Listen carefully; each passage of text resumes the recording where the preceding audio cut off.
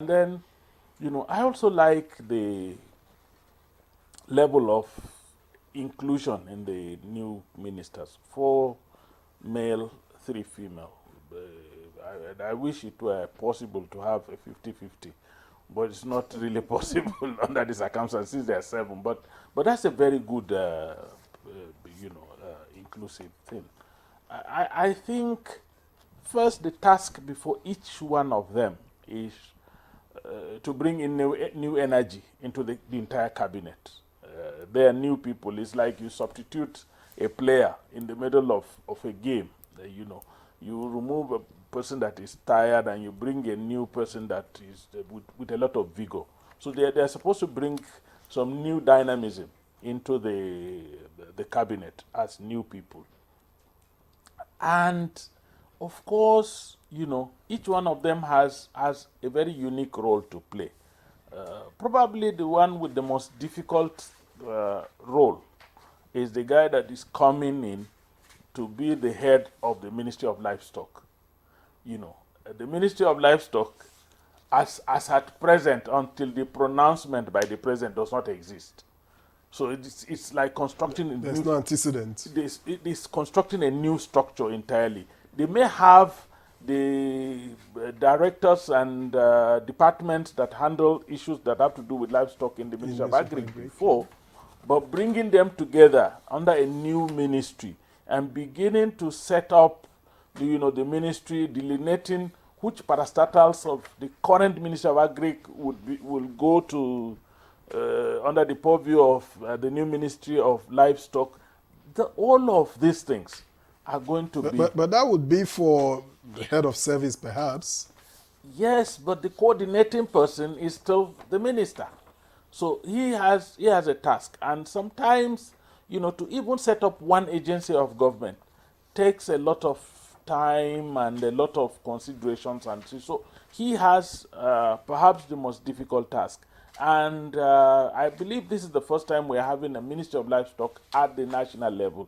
I know many states have had ministries of livestock, but this is the first time we're having a Ministry of Livestock. So he's going to have a Herculean task on his hands. And then the other person that is going to get himself in serious problem if care is not taken is the guy that is going to handle labor.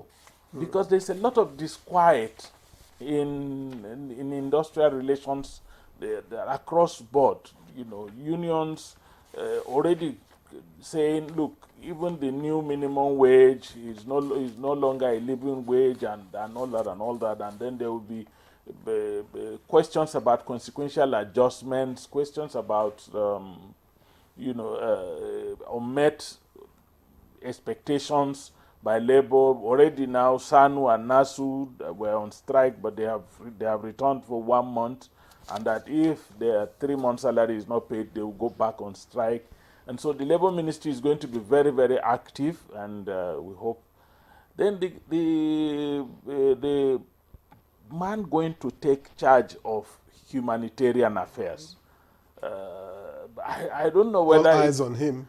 I don't know whether the president has felt that, the 2 previous ministers were not men. So now let's bring a man and see whether he will do different. But all eyes will be on him because he has to, as a matter of importance, he has to leverage on technology, to achieve the results he wants to achieve.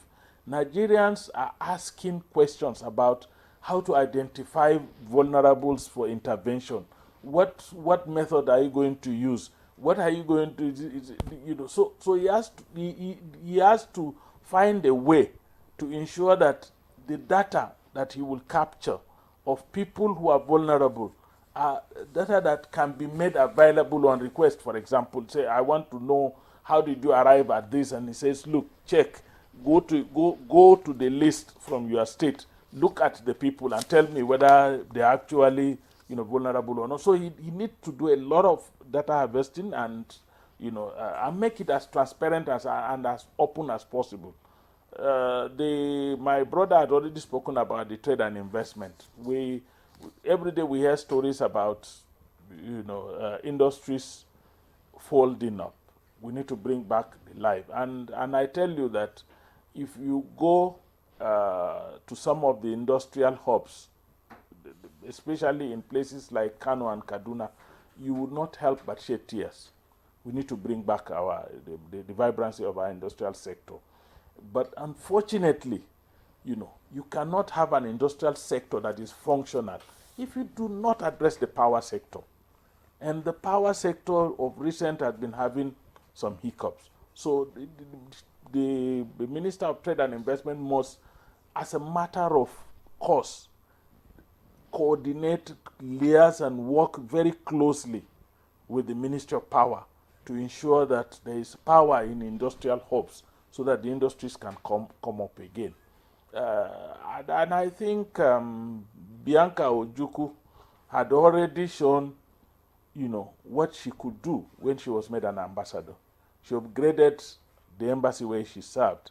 It's only good to remind her that she only witnessed one because she was there. That there's a likelihood that every embassy that we have around the world needs some upgrade. So we're looking at each one of them has the Minister of State for Education, the young lady. It's not only a medical doctor, but she's also an academic, and she's a gender activist. She's written quite a number of articles in that field, and we expect that she would bring those experiences to bear, because girl-child education is still a bit of a challenge. A challenge, except in probably only one state, in Anambra, where their problem is boy-child education. In all other places, it's girl-child education. But they will argue that they have education in apprenticeship, but not all education is formal. Then there is the man in charge of housing. Housing is key. Next to food, in terms of human need, is shelter. And we still have a huge housing deficit. I understand he worked in a housing corporation. I understand he was he comes from a state that is very populous, where the housing needs are also very high. I hope that they understand all of these requirements and do. But by and large, I can safely say that the task before them is to bring new dynamism. And don't forget also, and this is very important, the fact that the president has rejigged his cabinet is an indication that even those that were left behind in the cabinet must now sit up, because the president may again do it. So that's important. All right.